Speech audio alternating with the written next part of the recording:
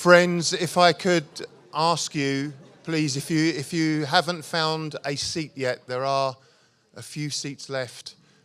We are full today, so if there are seats next to you on your row,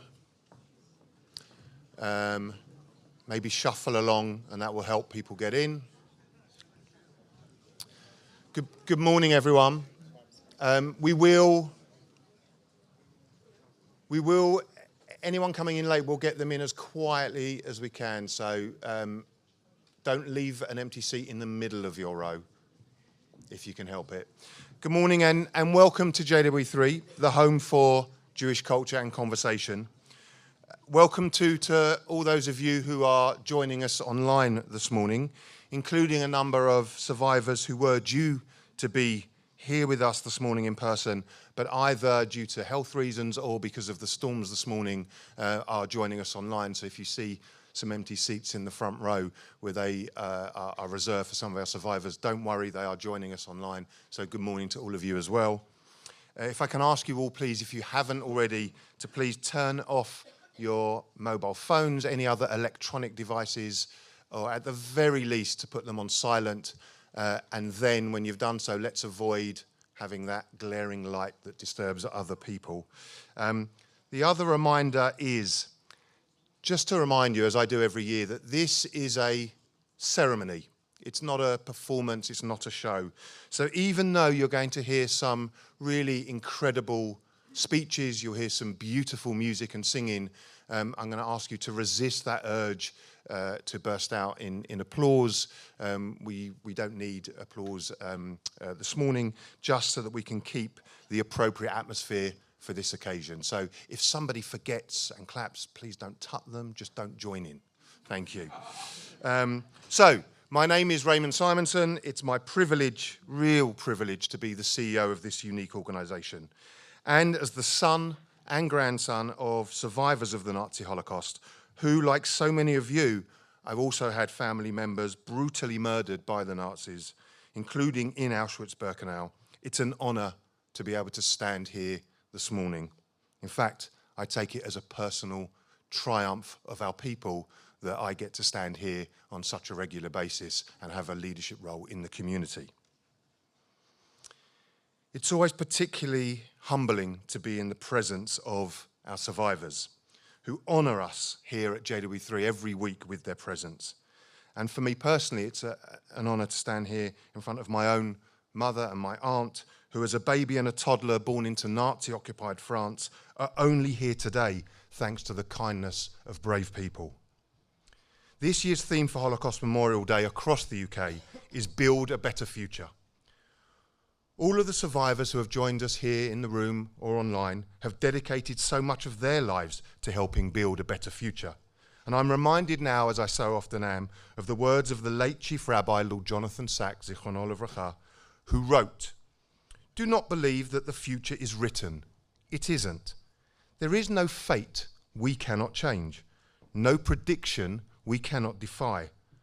We do not predict the future, because we make the future by our choices, our willpower, our persistence, and our determination to survive." Now, I find it hard to hear those words this week without thinking of the images of those three incredible young Jewish women who survived over 15 months in Hamas captivity and returned home a few days ago.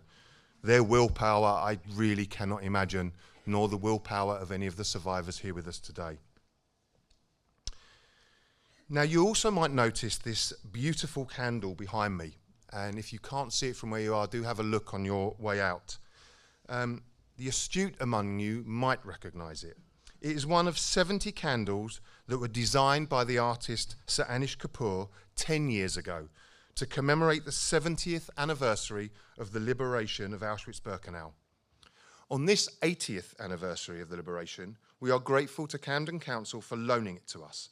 And it's especially meaningful for us at JW3 to have something designed by Sir Anish Kapoor, because some of you may or may not know that our mezuzah on the front door that you'll see every time you come into JW3 was designed by Sir Anish, the only mezuzah he has ever designed.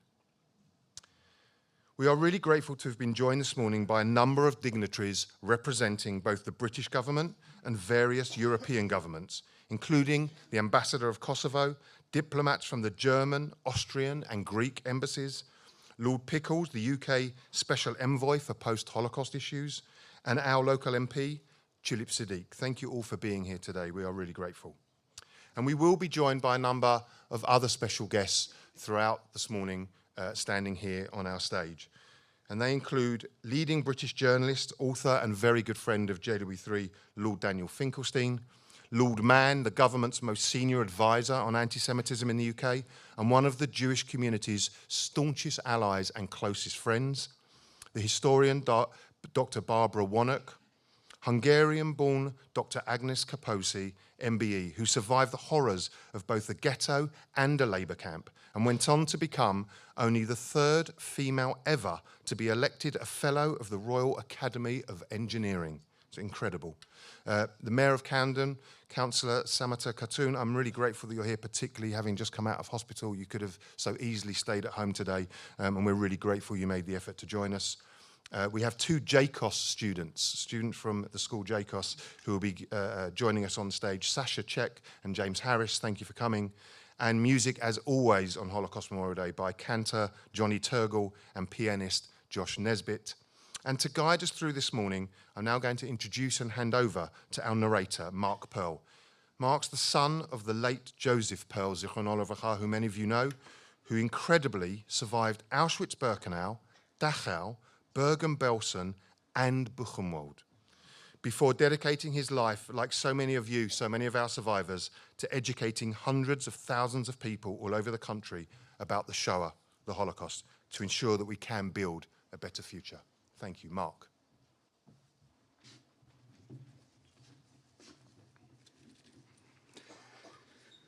Holocaust Memorial Day is an international commemoration day dedicated to the remembrance of the Jews and others who suffered in the Holocaust under Nazi persecution. The day chosen is the 27th of January, the anniversary of the liberation of Auschwitz, the camp at the center of the attempt to annihilate European Jewry. Auschwitz is just a part of the genocidal fabric that makes up the Holocaust. In addition to Auschwitz, there were other death camps, killing units, concentration camps, forced labor camps, transit camps, all operating with the help of people just doing their jobs. As well as Jews, other groups were persecuted for their perceived racial and biological inferiority. These included Roma, disabled people, Soviet prisoners of war and homosexuals. Others, such as Jehovah's Witnesses and socialists and communists, were targeted for their religious or political beliefs. This year marks the 80th anniversary of liberation, a poignant moment to reflect on the events of the Holocaust, its aftermath, and the lessons history can teach us. JW3 are proud to partner with the Wiener Holocaust Library, the world's oldest institution of its kind. Together we will delve into the power of archives, personal collections, photographs, and documents enriched by eyewitness testimonies to deepen our understanding of the Holocaust. These invaluable resources not only preserve the truth, but also serve as vital tools in the ongoing fight against Holocaust denial and disinformation. We invite Johnny Turgle, Stanmore Synagogue's cantor and grandson of Holocaust survivors Gina Turgle and Sam Gardner, and accomplished pianist Josh Nesbitt to the stage to perform a Yiddish medley.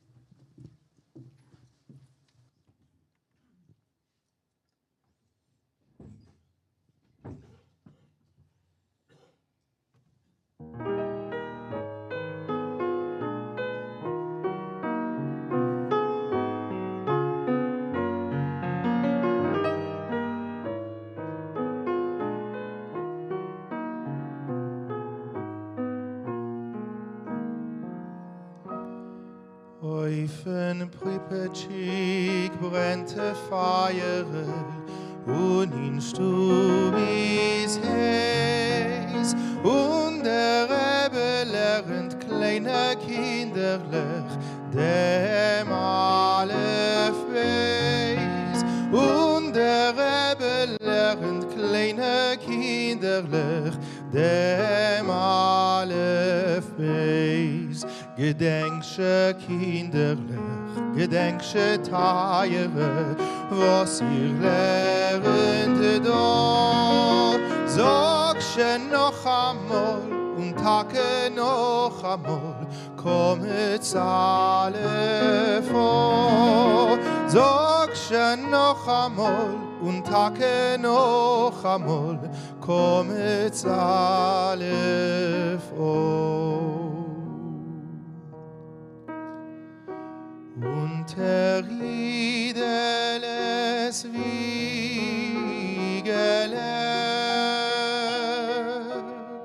steht a Kloch weiß Siegele.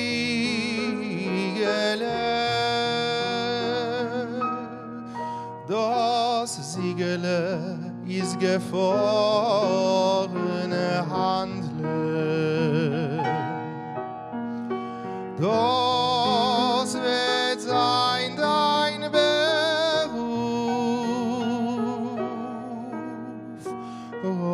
Rogine Käs mit Mandeln. Schlaf, Scheidele, schlaf.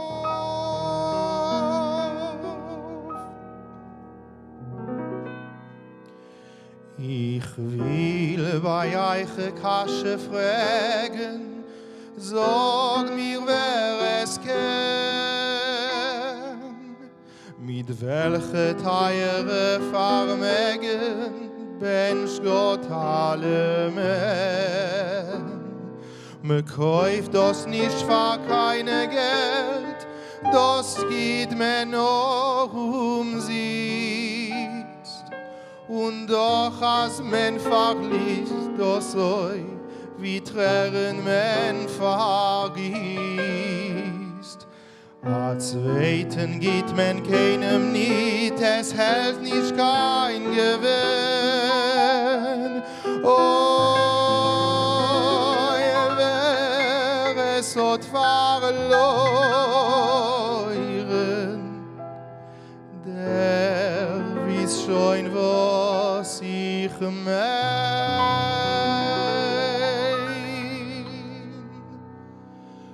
Aidische Mame, es gibt nicht besser auf der Welt. Aidische Mame, oi weh wie bitter, wenn sie fällt.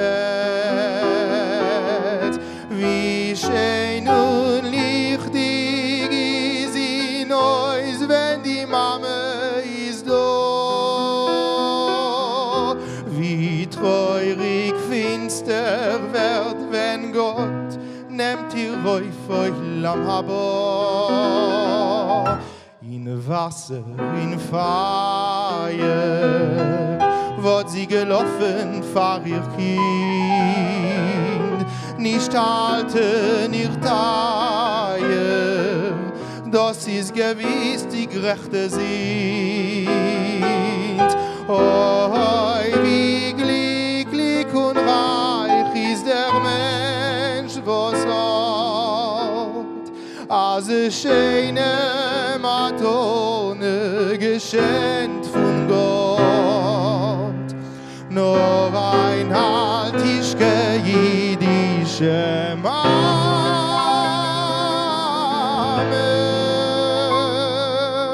Oh, jo, jo, jo.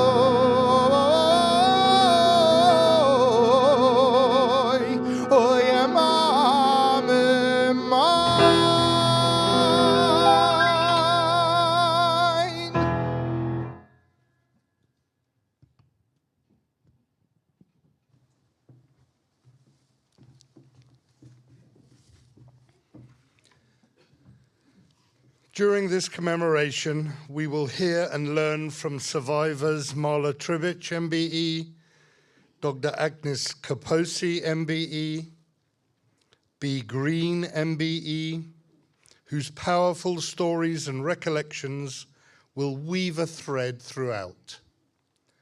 The voice and legacy of my late father, Joseph Pearl, BEM, will also be honored. Through his work in Holocaust education, Joseph reached thousands of young people, a mission now continued by my sister, Frances Kahan, and me. We will highlight the courage of the Dutch family Odegeest, who sheltered many Jews during the Holocaust, as recounted by their son, Kees. The story of Dr. Alfred Wiener, founder of the Wiener Holocaust Library, and his family will also be explored. We welcome Lord Danny Finkelstein, grandson of the founder of the Wiener Holocaust Library.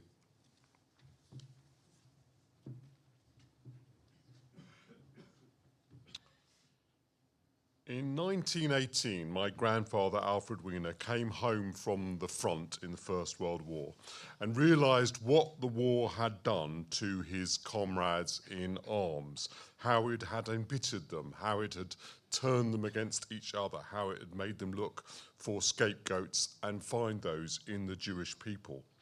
He saw that the future for his fellow Jews was not the emancipation that so many of them in Berlin, where he had returned, anticipated. It was instead a bitter one. Unless we act, he wrote in a pamphlet in 1919, we will talk to our descendants of bestial murder. He tried to act himself. He built a collection of everything the Nazis said and of crimes against the Jews. He sued Julius Streicher and put him in jail. He sued eventually the publishers of the Protocols of the Elders of Zion. He toured the country, speaking in meetings, many of them broken up by Nazis and other thugs. And he took to many meetings in the country his little suitcase, which contained within it copies of Mein Kampf, copies of the Protocols of the Elders of Zion, and other evidence of the agitation of the Nazis against Jews. He showed those to the business class and the middle class of Germany, warning them what would happen if they did nothing. Sometimes they would see him and say, oh, we actually had Hitler sitting in your seat only yesterday. It wasn't so much that they disagreed with what he had to say, but they didn't understand or appreciate its importance. And despite everything that Alfred did to warn of what might come, still the Nazis rose and still they came, and eventually they came to power. My grandfather was called in by Goering, who told him that he knew of the archive and the archive would have to be destroyed. And he took what little he could maintain to Amsterdam and started again. That library became what's now known as the Wiener Holocaust Library. My grandfather never particularly liked it being named after him. It offended against his modesty and against his idea of secrecy. But I think it's a tribute to an extraordinary piece of work and an amazing collection of all the witness statements and evidence that he accumulated and that was accumulated by the staff after he died. When he fled to Amsterdam, it was just at that moment in June of 1933 that my mother was born. They were to discover, the family, that my grandfather and my grandmother hadn't fled far enough and Amsterdam was invaded, and they finally ended up first in Westerbork and then in Belsen. My mother therefore experienced every part of this terrible past we're commemorating, but I have to say she never gave up faith in a better future.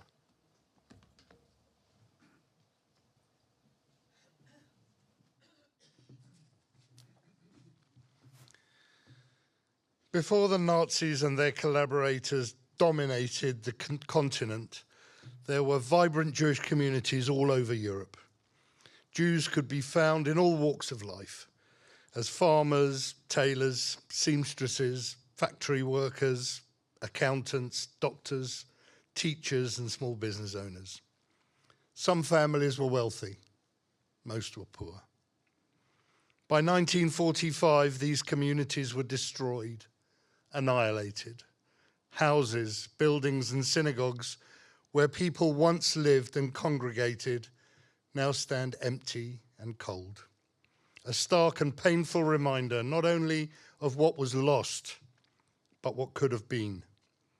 Please meet Marla and Joseph, who remember their lives before the Holocaust.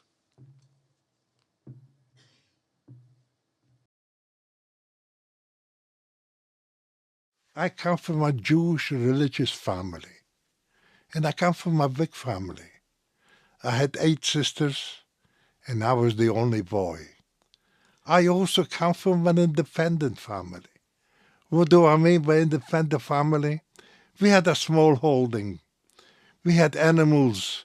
We had horses, cows, dogs, goats, ducks, chicken, geese, and so forth. And we also had land, and we grew our own food. So you see, as a child, I never knew of hunger. I never knew of thirst. I never knew of fear, because the Jews and the Gentiles got on very well together under the Czech regime. So my name is Marla Tribich. I was born in Poland, a town called Piotrków Trybunalski. Sounds a terrible mouthful.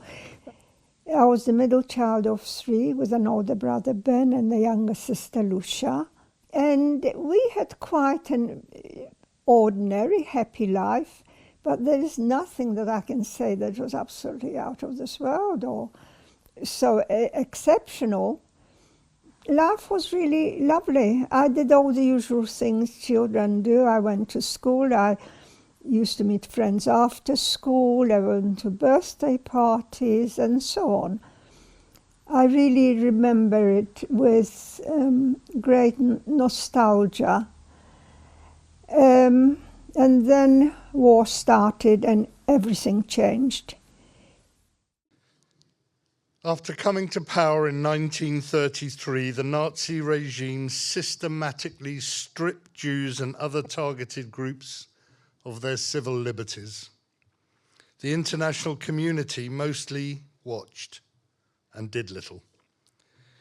In 1938, delegates from 32 countries met in Evian, France, to discuss the refugee problem. Over 9 days, many expressed sympathy, but only offered excuses for not accepting more refugees, leaving countless lives in peril. Amid this inaction, B. Green, who lived in Munich with her family, shares how life changed from safety to fear.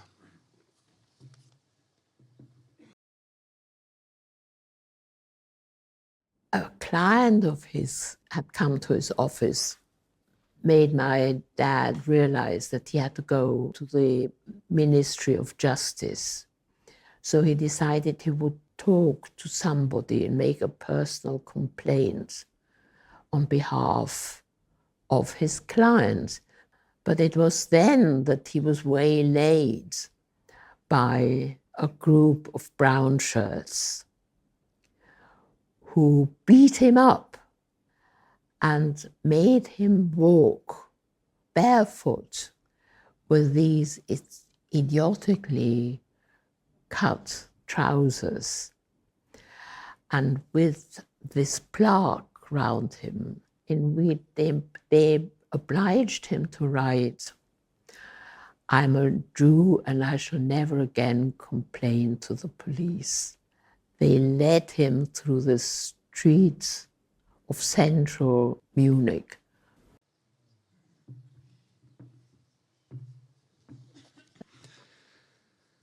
The Nuremberg laws of 1935 robbed German Jews of citizenship and defined Jewish identity under Nazi racial ideology.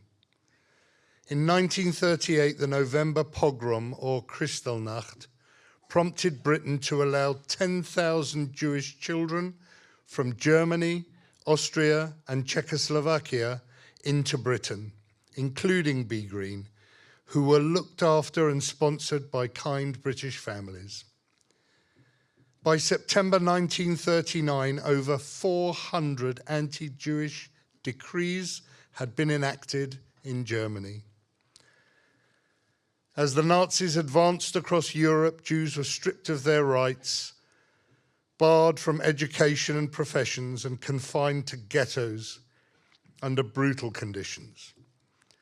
They faced widespread isolation, deprivation, forced labor, beatings, and mass killings, including the Holocaust by bullets in the Soviet Union and Serbia. Dr. Alfred Wiener moved his collection to Britain, but his young family remained trapped in Amsterdam. B. Green was evacuated to Wales, while her parents endured a grueling escape to Peru. Agnes Kaposi's family in Hungary, not yet under Nazi occupation, saw Jewish men, including her uncles, forced into deadly labor on the Russian front. In The Hague, Case's family risked their lives aiding Jews and the resistance. The following clip highlights some of the harrowing experiences of Joseph Pearl and Marla Tribich, experiences that make us all realize the enormous pressure and suffering they had to endure as children. Following the clip, Johnny and Josh will perform Ani Ma'amin, a song and prayer that expresses trust in the Jewish principles of faith and the coming of the Messiah. The song's title translates to I believe in Hebrew. This was composed in a cattle car on the way to Treblinka.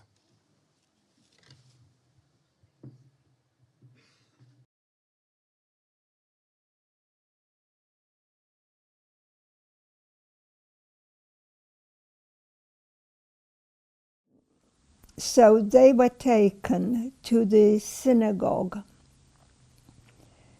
which by now was a very dilapidated place. It had been partially bombed, had been used as stables. They took them all out at dawn. They walked them to the local forest called Rakov, and there they were all killed in the most horrific way. I never repeat. I know what happened, but I never repeat it. I can't bear to repeat it. So that's how I lost my mother and sister. And during that period also, they rounded up my aunt, a Holocaust aunt, whose husband had already been killed.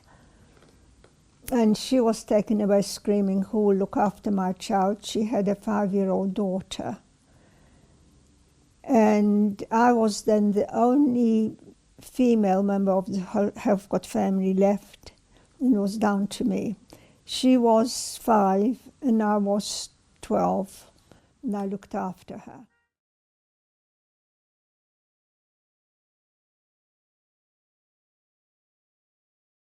When we reached the forest, the killing started, and the calling was getting shorter and shorter and shorter. I thought of everything I could think of, but I couldn't count the terms that I'm actually going to be killed today. And as I say, the calling was getting shorter. When I looked up the first time I looked up, I saw heads lining up, the machine guns going off, and the heads falling away. The second time I looked up, I saw faces, but I was too far away. I couldn't recognize the faces. And the third time when I looked up, I saw my mother and 4 sisters lined up. And before I had time to call out, "Mommy," the machine gun went off. And their faces disappeared forever.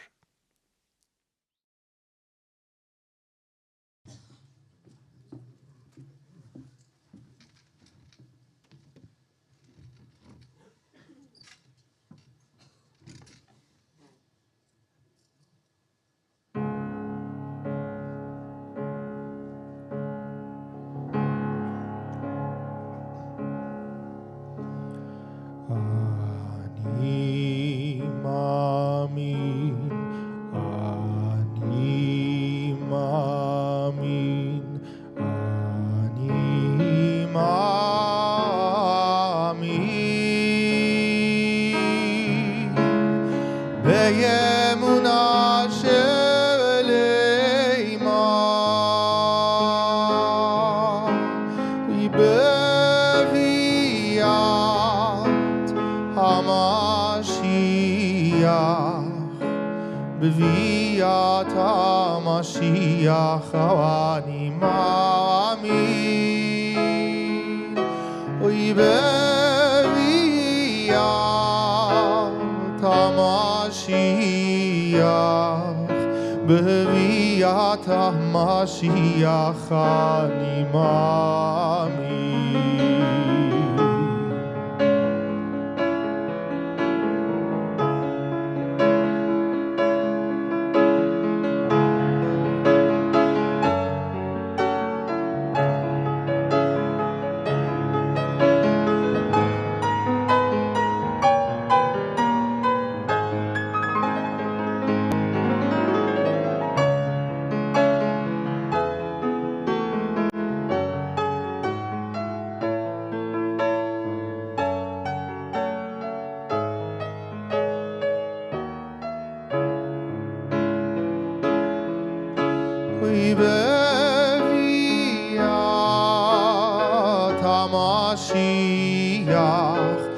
בביאת המשיח אני מאמין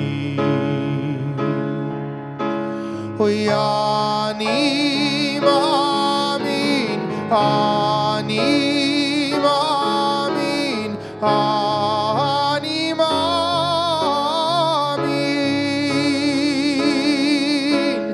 באמונה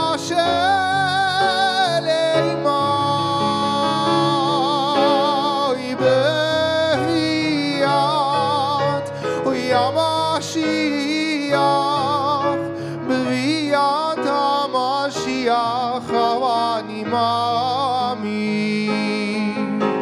ואף על פי שיתממיה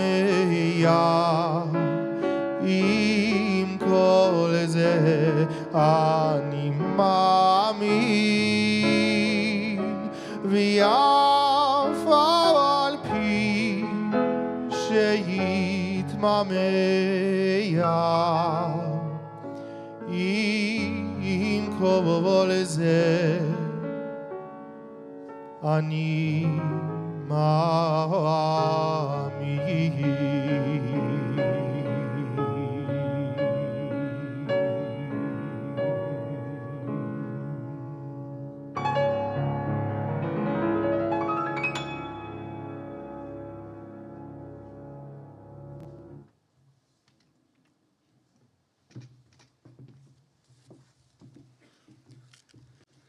From 1942, Nazi deportations to the extermination camps marked the shift to industrialized genocide. The death camps, concentration camps, and forced labor camps, like Auschwitz, claimed 1.7 million lives in just 2 years, shrouded in lies like Arbeit macht frei. Work sets you free. Amid the terror, some resisted or hid, and a few brave individuals risked everything to help Jews, despite the threat of death. Casey's parents in The Hague had decided to do whatever they could to rescue and resist. Yes, my father was a teacher at a high school. Before the Germans came into the Netherlands, he already took a position, be against the Nazis, and warned his friends, really before the war, not to stay in the Netherlands. And we had a lady at the house during the middle time from 43 on. She was Jewish, and that was my aunt, and was Aunt Nell. Her actually name was Elizabeth Levy, and she stayed with us till the end of the war. I didn't realize what was going on. They told us, you have some cousins coming over. For us, it was great because we could play with them. he had a group of resistance workers, and they came in and out. I had more uncles and aunts in that time. We had a piano in the living room. But one day I go back in the piano, and there are two guns behind it. And I go to my mom. I said, "Mom, there are two guns behind the piano." She said, no, that's not true. She couldn't believe it that I found it. And I tell my friends, I said, "We have guns behind the piano." One of the boys told his mom. And she went to my mom and said, "Mies, please be careful. We know what you're doing. And we pray every day that you guys will be safe."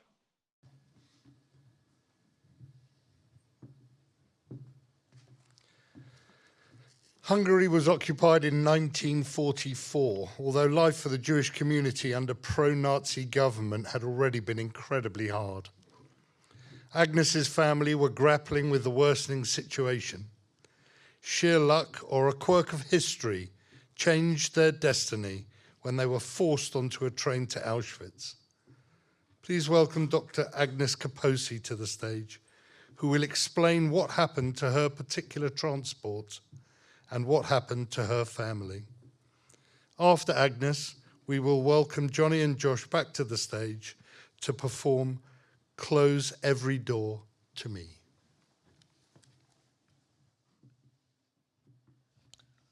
The roots of the Hungarian Holocaust reach back to 1920, when the Hungarian parliament voted in the first anti-Jewish law in European history.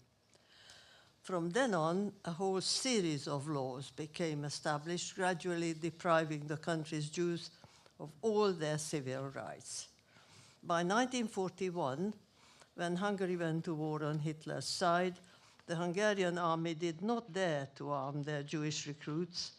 Instead, young Jews were sent to the Eastern Front without arms and without uniforms, and were treated by fellow soldiers in their own army as enemies. Only a single member of my entire extended family survived. The rest were murdered by Hungarian soldiers. That was the first act of the three-act tragedy that became the Hungarian Holocaust. The second act followed when the German army occupied Allied Hungary on the 19th March 1944. Hungarian Jews appeared to have escaped the fate of other Europeans, but no, under Eichmann's direction, in 56 days, 440,000 Jews of the provinces were deported to Auschwitz by Hungary's own gendarmes on the country's own trains. There were only a few survivors. The exception was 15,000 deported to Austria and used as slave laborers. Of these, about half survived. The third act was Hungary's fascist arrow cross murdering half of Budapest's 180,000 Jews in the autumn of 1944. The Hungarian Nazis used various methods: death marches, shooting Jews into the Blue Danube, such as my Aunt Rose was, etc. In all, almost 600,000 Hungarian Jews were lost in the Holocaust, including a third of the victims of Auschwitz and 10% of the 6 million. 3 times as many Hungarian Jews were lost as Germans, and twice as many as all Western European Jews put together. My own personal history is a bizarre tale, as was mentioned before, dubbed by historians as a quirk of history. One of the 150 deportation trains was 12 miles from Auschwitz, when it was diverted to Austria instead. Historians are still in two minds about the reasons for the changed destination of this odd train. But whatever the cause, the result was that at age 11, I escaped death at Auschwitz and instead became a slave laborer, first on a state-owned farm near Vienna, then in an armament factory in the city itself, working on manufacturing anti-aircraft guns for the Wehrmacht, and finally, when incessant bombing made the factory inoperable, I became a navvy, clearing bomb damage in the beautiful city of Vienna. Why did I volunteer to be a slave laborer, you might well ask? Well, our extended family included 3 old women, 2 of my grandmothers and the grandmother of one of my little cousins, 2 toddlers, aged 2 and 3, and me, aged 11, as I said. The regime in our camp was that only the workforce, people between 14 and 65, were given the starvation ration. Those too young or too old to work went without.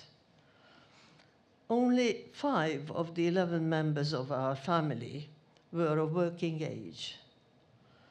I persuaded my family that we lied, that I was 14, so I could join the workforce and earn another portion of food to be divided among us. Work was almost unbearably hard, as I describe in my memoir, Yellow Star, Red Star, but I believe I contributed to us surviving the Holocaust. We were all damaged, some quite severely, but all 11 members of our family survived. It was in March 1945 that the Soviet army reached our camp. The camp was liberated in the sense that our SS guards disappeared, but the Red Army offered us no food, no medication, no clothing, not a word of sympathy. And for young Jewish women, Russian soldiers were a nighttime menace. It took our family a month to stagger back to Hungary, starving and mostly on foot. Why did we return to a country that had abused and persecuted Jews for decades? The main reason was, of course, that we hoped to be reunited with our men. We expected them to return from the Russian front. The second reason was that we hoped to regain our homes. What we found on our return was a war-torn country to which our men never returned, in which our homes were never restored to us, whose population hated and abused Jews just as they had before.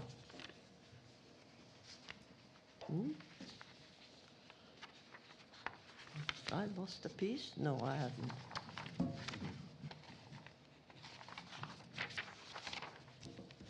Soon a communist regime was established, replacing Nazi tyranny by communist tyranny. I put questions to myself in Yellow Star, Red Star, how to compare the two, which was the worse. It was the chaos following the 1956 Hungarian Revolution that offered us the chance to escape from my native land. So my husband and I came to this country, not as refugees, but with a labor permit to work in British industry as graduate engineers. We arrived in 1957 on the auspicious date of the 27th of January. I'm pleased to say that in 60-80 years in my newfound homeland, not once was I abused or discriminated against because I was a Jew or a foreigner, in spite of my accent. But I had to battle through the fog of social bigotry and sex discrimination as a working woman, a woman engineer, as I described in my brief book, Woman at Work. The front cover of the book is a tightly shut, big, heavy door. And there is a tiny little door through which the light shines and through which I had to squeeze through, working as a woman in British industry in the early period before the Sex Discrimination Act came to force. And later the act was there, but the practice wasn't. I'm now working on my third non-engineering book in collaboration with a distinguished German professor of didactics. She describes in our book that she's a descendant of an SS officer. We are working together on a book whose title is Harmage and Hope. Harmage is an umbrella term we ourselves coined, covering the pain, suffering, killing people that inflict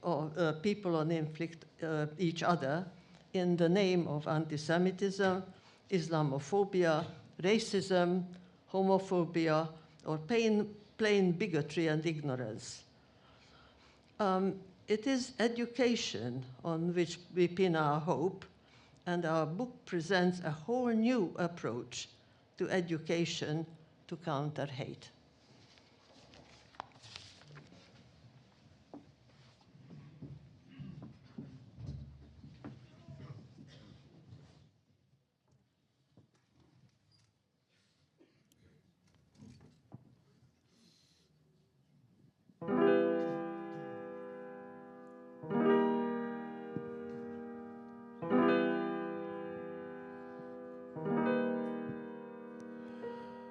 Close every door to me, hide all the world from me, borrow the windows and shut out the light. Do what you want with me, hate me and laugh at me, darken my daytime and torture my night. If my life were important, I would ask, will I live or die? But I know the answers lie far from this world. Close every door to me, keep those I love from me. Children of Israel are never alone, for I know I shall find my own peace of mind, for I have been promised a land of my own.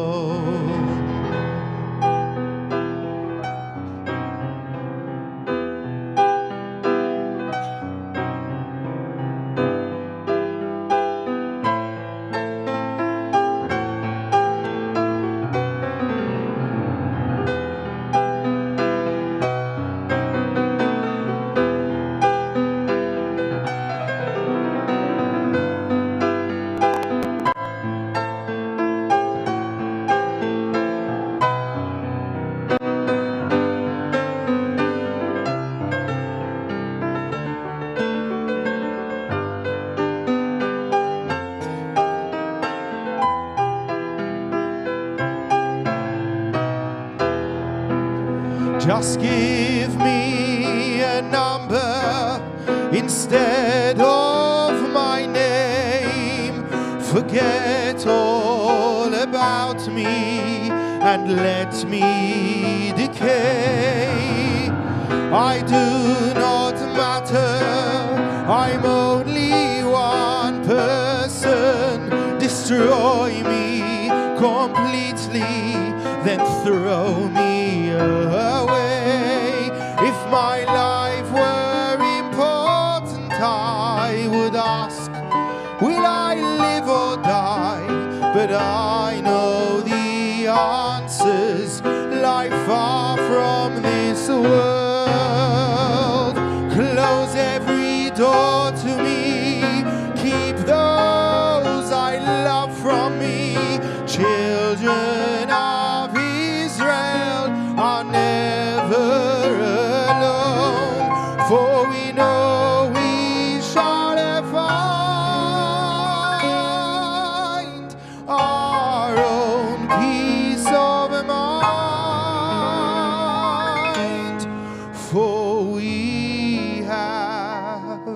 promised a land of our own.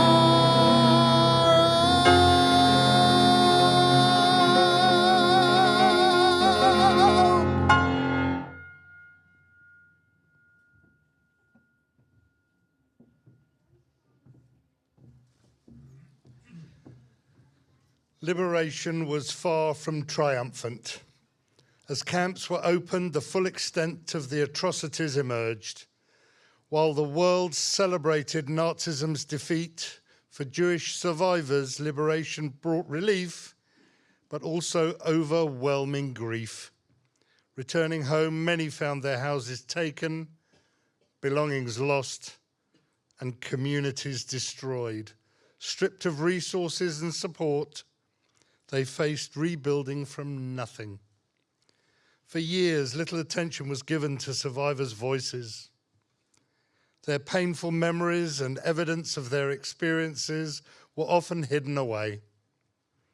Over time, their testimonies were recognized as powerful records of personal and collective memory. When paired with photographs and document, these stories gain profound emotional weight, vividly bringing the past to life.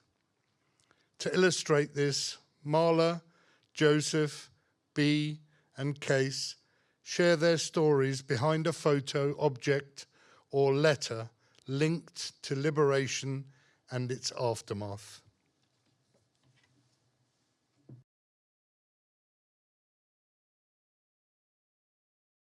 But I am in the first lorry with other girls, and this was an idea of the soldiers who got together and wanted to give the children a treat.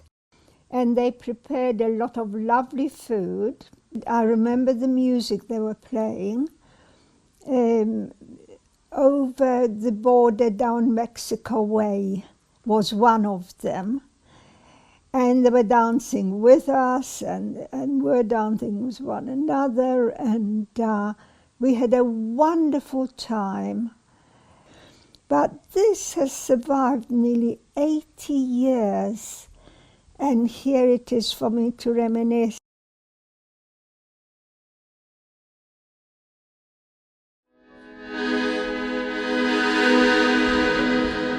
Sounds good. What I liked was music, so for a while I was in a choir. I liked singing.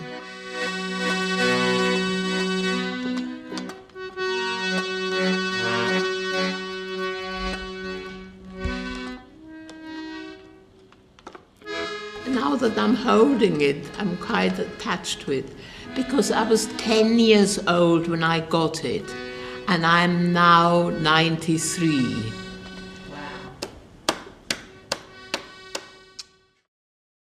I've got a photograph of the Safatora, which it was our Safatora, and we buried the Safatora.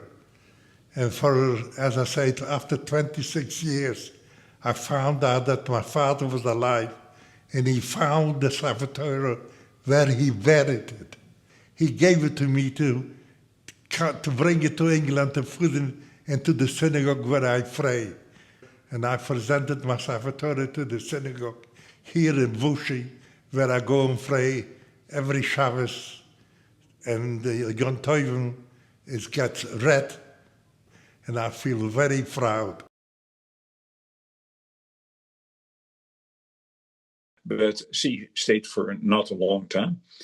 I think it's about 4 months that she was. My sister was playing with Meekin in the bathtub, and they had a great time and made the whole bathroom completely wet. But anyway, that was, I remember that scene. But I remember also the times that she was crying, or that my mom had to console her. And yeah, I remember.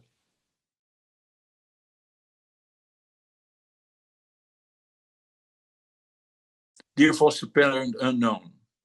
It is with a heavy heart for us to inform you about the habits and routine of our darling. She really is a lovely little child. Before she goes to sleep, I put her on the potty and give her a biscuit that she never really finishes. Then I tuck her in, making sure the blanket and sheet is tucked between and over her little legs. It was too risky and dangerous to move her cot out of the house, hence the 25 guilders that I have added to this letter for you to buy a new bed. On her shirt, she wears a pin, and I request to please make sure she wears this all the time, as this is a Jewish sign for good luck. We hope God's blessing is with you in whatever you do, and that we will be able to resume the care for our little treasure very soon.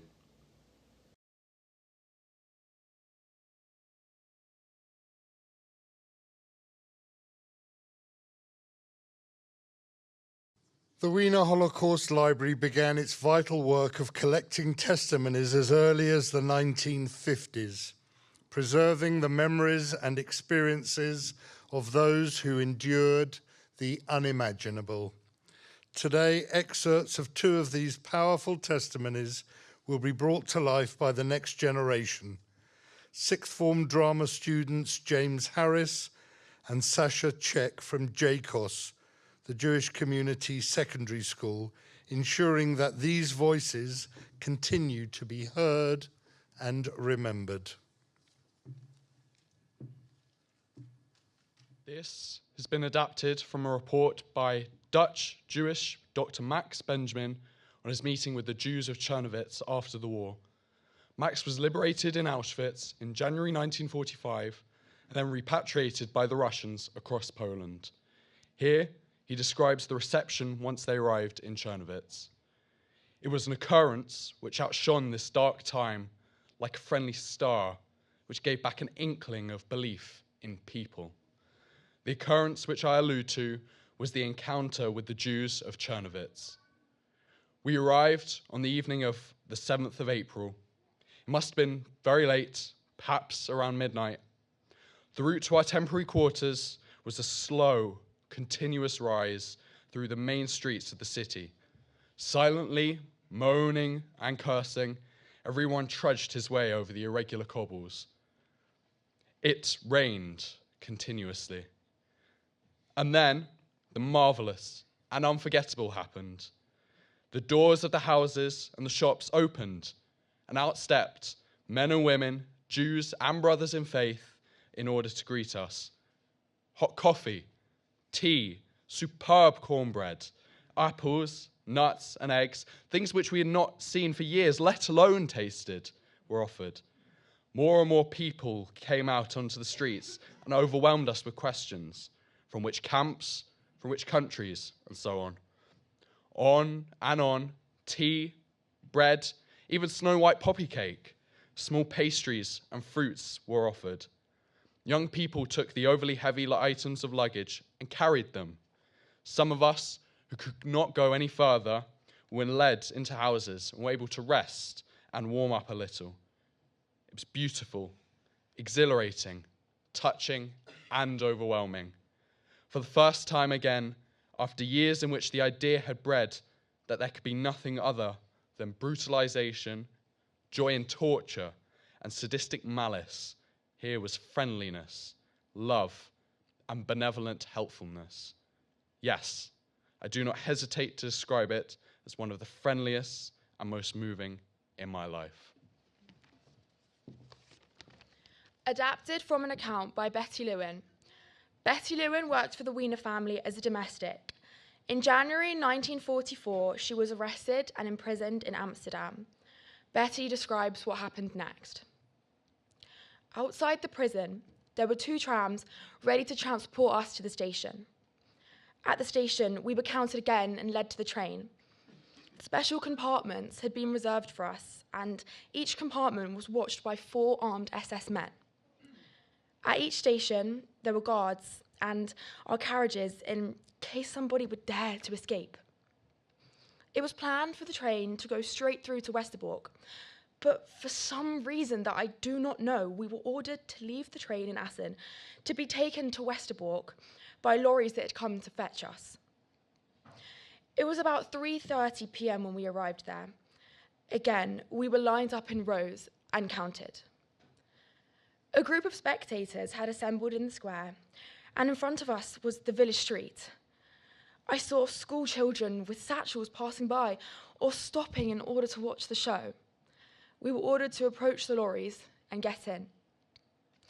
I went step by step to the side of the onlookers. As I'm small, I managed to hide behind a tall man. In a hurry, I tore the scarf from my head, took off my glasses, carried my handbag like a school bag under my arm, rolled my stockings down to my knees, and without thinking, walked along the village street. I did not dare to turn around, expecting at all times to hear the sound of a gun being fired. I found people ready to help me and look after me. I went back to Amsterdam on the same train as the SS, of course in a different compartment, and arrived at about 10 p.m. I received new documents and ration cards. I was advised to leave Amsterdam for some time. A Dutch family took me in for some months, and I did some housework in return. In the last months, before the end of the war, I returned to Amsterdam. On the 15th of March, 1947, I started my journey to England. Both my family and Dr. Wiener advised me to settle in England, and so I did.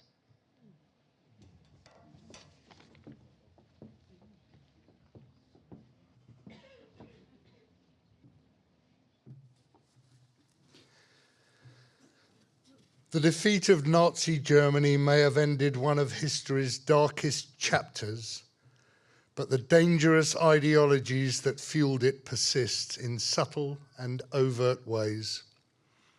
Anti-Semitism, Holocaust distortion, and Holocaust denial are not relics of the past. They continue to threaten truth and justice today. To challenge these, we must remain vigilant, educating ourselves about the facts and events of the Holocaust, understanding its profound lessons, and calling out falsehoods wherever they appear. We welcome the Lord Mayor of Holbeck Moor, independent advisor to the UK government on anti-Semitism, to the stage.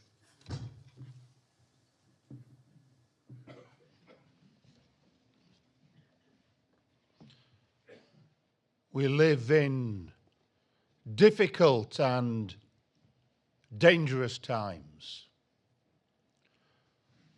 And we live in an era of convenience.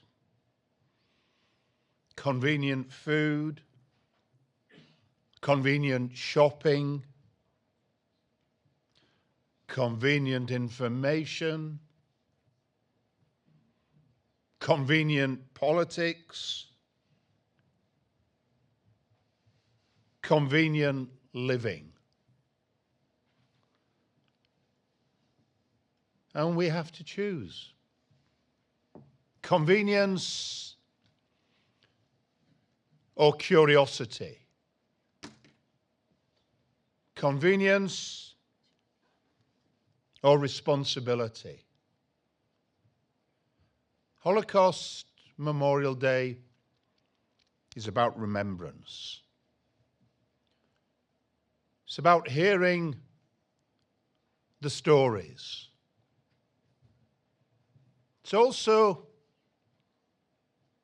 about the millions of untold stories, of the people whose stories we will never hear. And in the middle of the Nuremberg trials, one of the witnesses in testimony identified a particular incident. A well-dressed man in Auschwitz-Birkenau, walking calmly to his death.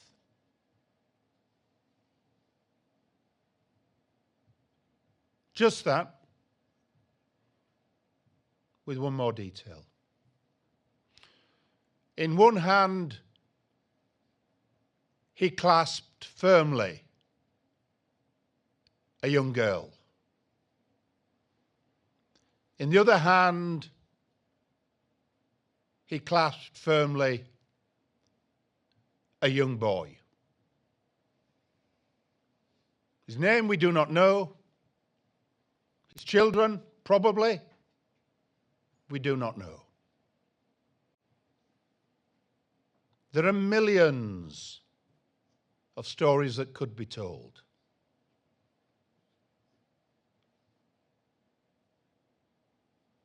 Is that not an act of the greatest bravery and courage? Courage comes, bravery comes in all shapes and forms. And we don't know the vast, overwhelming stories of bravery and courage, and we can never know. And when we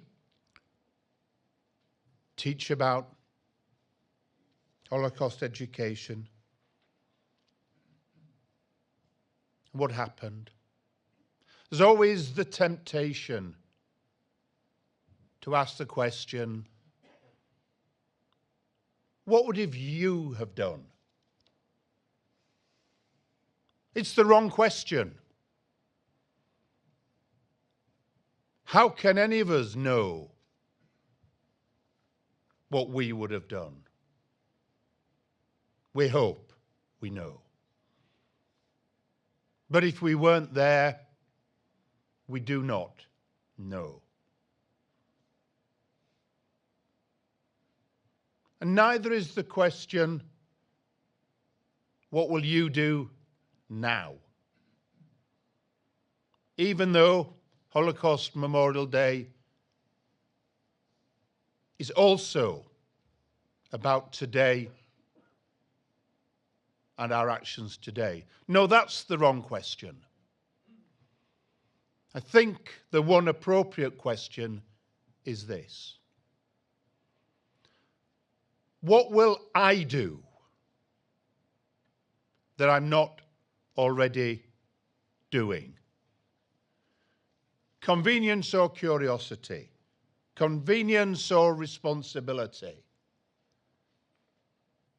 To defeat the evils of anti-Semitism today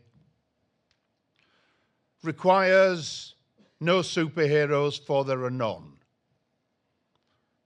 What it requires is everyone of curiosity, everyone accepting responsibility, only to do their little bit, no more than that, but to keep doing their little bit. Everybody. If that happens, then we win. But I also think to encourage that, those untold stories.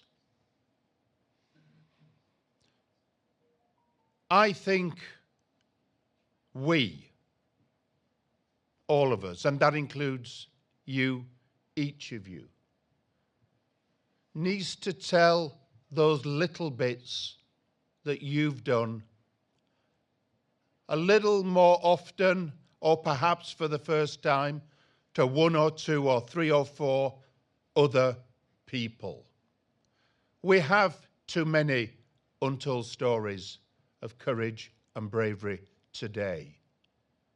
They may be minor and tiny and minuscule compared to others, but add them all together and they make a difference.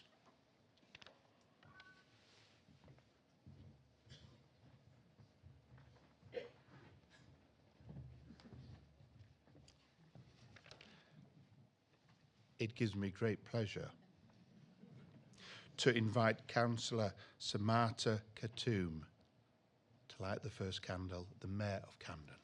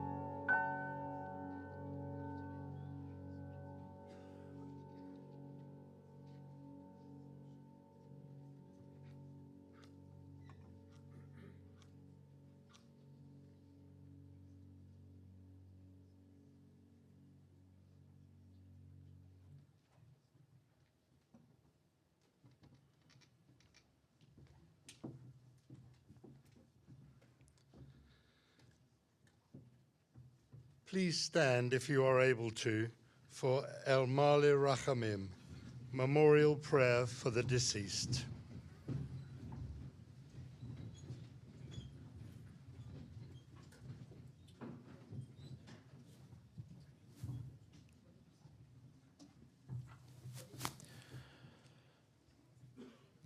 El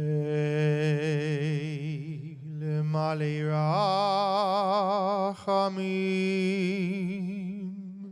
Shochein Bamaromim, Hamtzei Menucha Nechona, Ale Kanefeh Ve'Yashechina, B'mahalot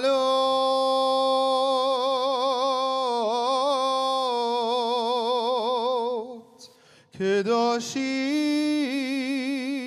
Utorim Kezohar Arakiyam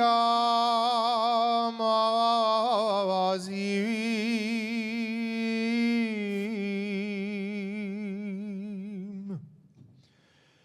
Et nishmot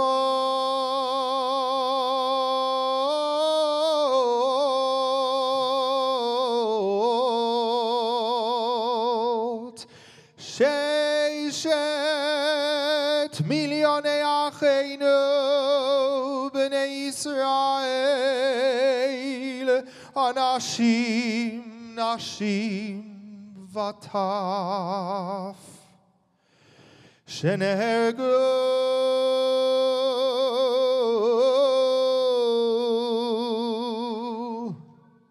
ושנשחטו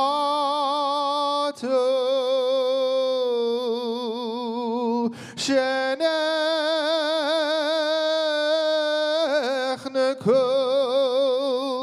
ושנשרפו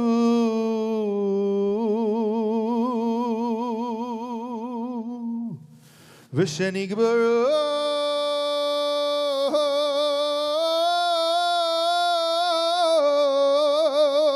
חיים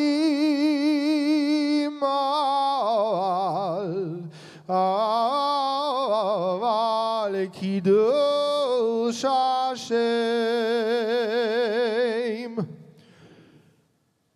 באושוויץ Majdanek, Treblinka, Mauthausen, Bergen-Belsen, ובשאר מחנות השמדה בידי הנאצים ועוזריהם יימח שמם. בעבור כולנו מתפללים לעילוי נשמתם. לכן בעל הרחמים יסתירם מסתר כנפיו לעולמים ויצרור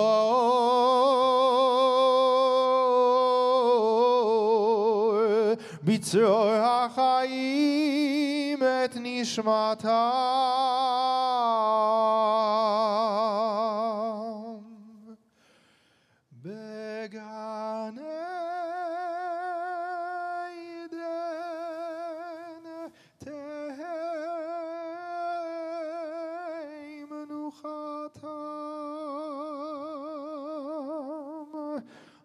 Adonai Yehu nachalatam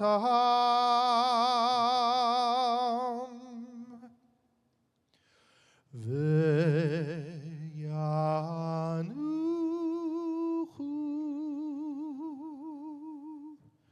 b'shalom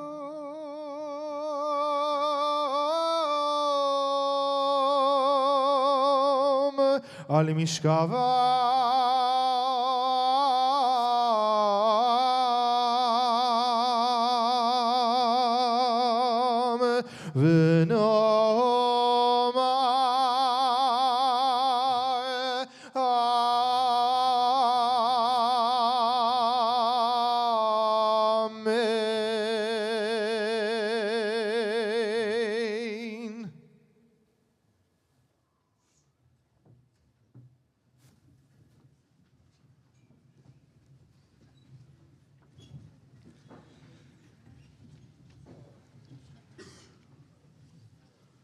Agnes Kaposi returned to Hungary before escaping to England, excelling in engineering and computing. B. Green reunited with her parents in Peru, later settling in England, where she became a translator, a lecturer, and a magistrate. Case and his parents emigrated to the US, rejecting labels like heroes, believing their wartime actions should have been the norm. Marla Tribich recuperated in Sweden and reunited with her brother Sir Ben Helfgott in England, where she built a family and continues to educate the next generation about her experiences. Joseph Pearl rebuilt his life in England. Married to Sylvia, they had 2 children. He found his father had survived behind the Iron Curtain, and they were reunited once again after more than 20 years apart.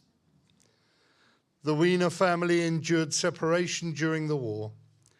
Dr. Alfred Wiener in Britain lost his wife, Marguerite, after her deportation to Bergen-Belsen.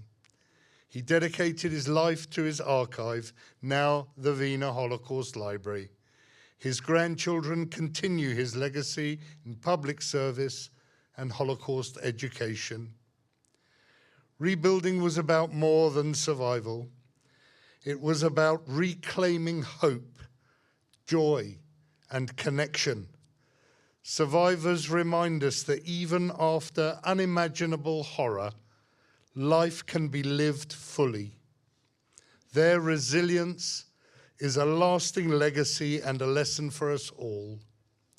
Equally, the stories of those who risked everything to rescue others stand as profound examples of courage and humanity.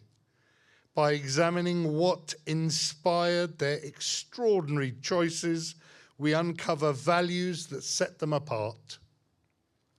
Values that can guide us in fostering a future of empathy, selflessness, and moral courage. Together, these narratives remind us of the boundless strength of the human spirit and the enduring hope that survivors so powerfully embody.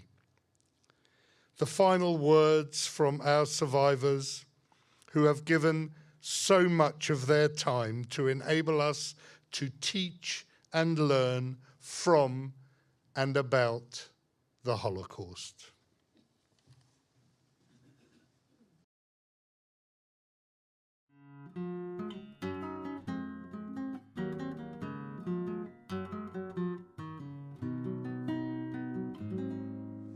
And without hope, there's no survival.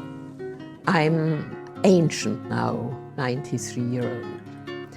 But what is more important is I have not lost my interest in music and, of course, having a wonderful family. My son, he's going around now as a second generation to speak to the children.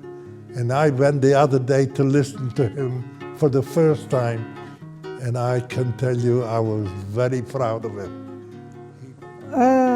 Well, at the moment, the whole of the world is so discordant. And quite honestly, I don't know what the answer is. We've got to educate the children, because after all, they are our future. That if you care for others, that gives you a purpose and drives you forward and helps you to overcome difficulties. Yeah, my mom, she said, you do what you have to, regardless the consequences. And that was her thinking.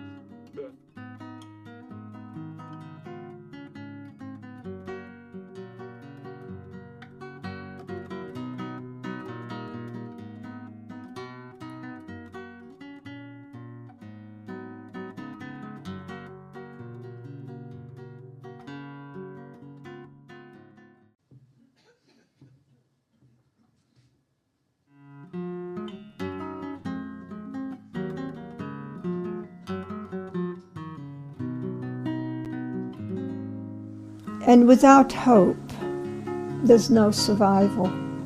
I'm ancient now, 93-year-old. But what is more important is I have not lost my interest in music and, of course, having a wonderful family. My son, he's going around now as a second generation to speak to the children.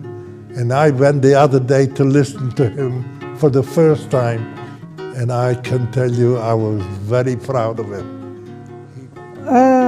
Well, at the moment, the whole of the world is so discordant. And quite honestly, I don't know what the answer is. We've got to educate the children, because after all, they are our future. That if you care for others, that gives you a purpose and drives you forward and helps you to overcome difficulties. Yeah, my mom, she said, you do what you have to, regardless the consequences. And that was her thinking.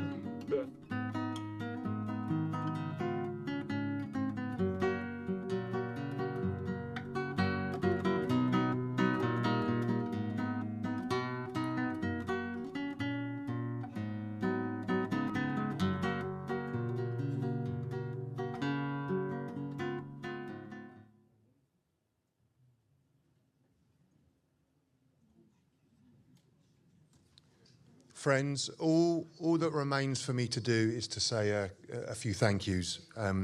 Thank you, Mark. It was very moving to sit there and hear the words of how proud your father was of you and to see you there.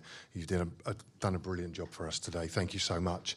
I'd like to thank all of our speakers and our musicians and singer for working with us and for providing such a incredibly moving ceremony this year, and our partners, the Wiener Library.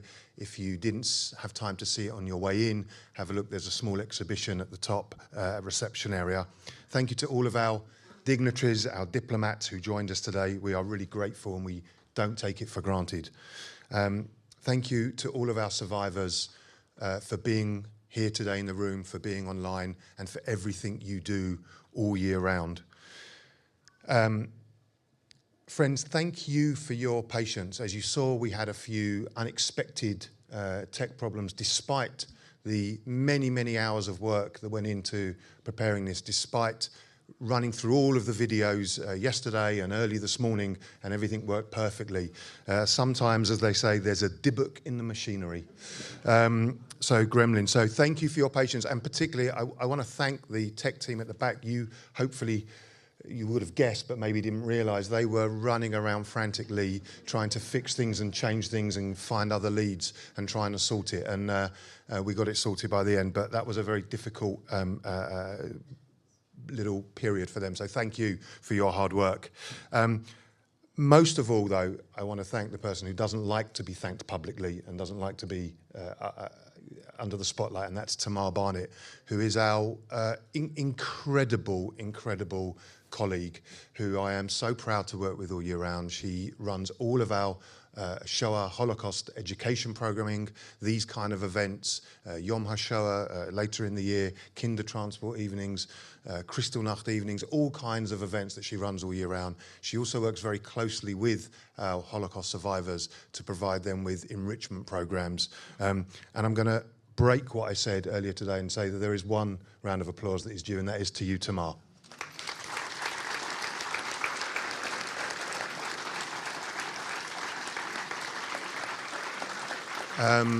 And I promise you she won't thank me for that.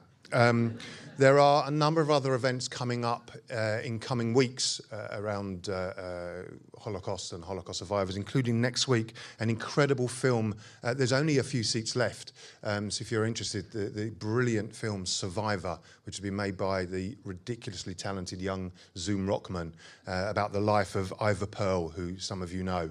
And that's next week. There's a few other events coming up, which hopefully you'll all see and all know if you're on our mailing list. One thing we encourage more than anything else at JW3, when we say we are the home of culture and conversation, that conversation bit is so important.